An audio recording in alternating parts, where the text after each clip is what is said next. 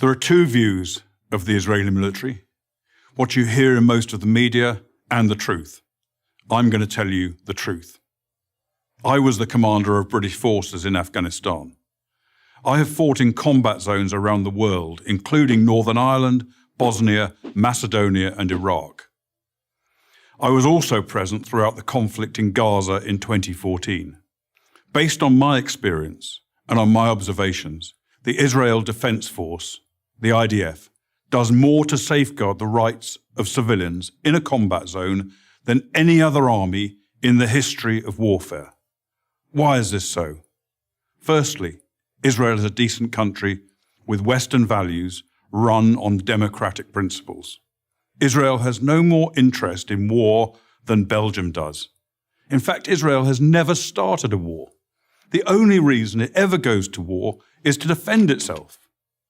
And it has to defend itself because, unlike Belgium, it is surrounded by countries and armed groups that want to destroy it.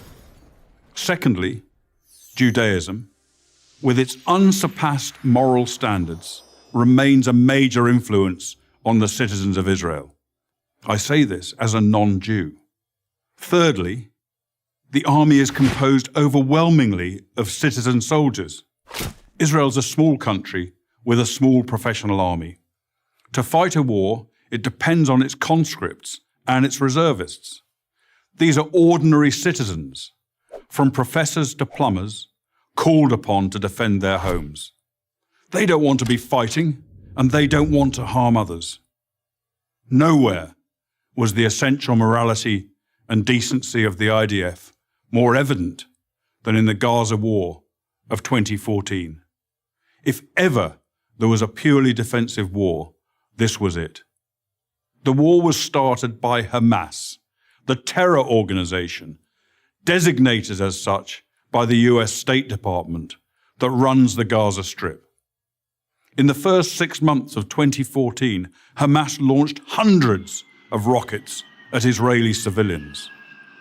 After repeated warnings from Israel to stop, the Israeli Air Force finally conducted precision strikes to halt the rocket fire, and the IDF advanced into Gaza to destroy a network of terror tunnels that Hamas had constructed to attack Israeli communities near the Gaza border.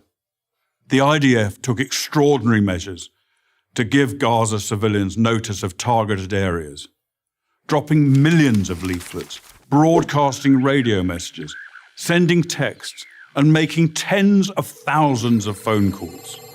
Let me repeat that. The Israelis called Gazans on their cell phones and told them to leave their residences and move to safety. Never in the history of warfare has an army phoned its enemy and told them where they're going to drop their bombs. Many IDF missions that could have taken out Hamas military capabilities were aborted to prevent civilian casualties, increasing the risk to Israeli citizens and soldiers. Despite all of this, of course innocent civilians were killed. Every war is chaotic and confusing, and mistakes are frequent. But mistakes are not war crimes. Hamas, on the other hand, committed war crimes as official government policy. Hamas deliberately positioned its military assets among the civilian population, hiding weapons in schools and hospitals, and placing rocket launchers alongside apartment buildings, then forced those civilians to stay in areas they knew would be attacked.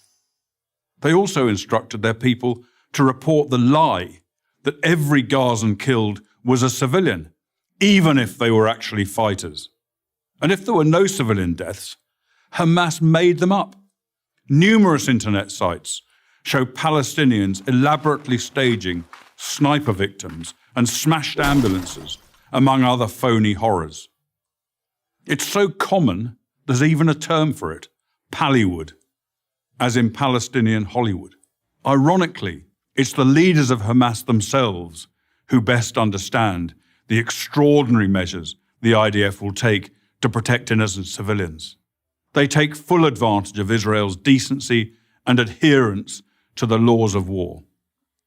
No army takes such risks in order to protect civilians as the Israeli army does. I say this as a professional soldier. I say it because it's true, and people who care about truth should know it. I'm Colonel Richard Kemp for Prager University. Join Prager University. Click here to subscribe to our YouTube channel. Click here to sign up for free at prageru.com for quizzes, contests, and prizes.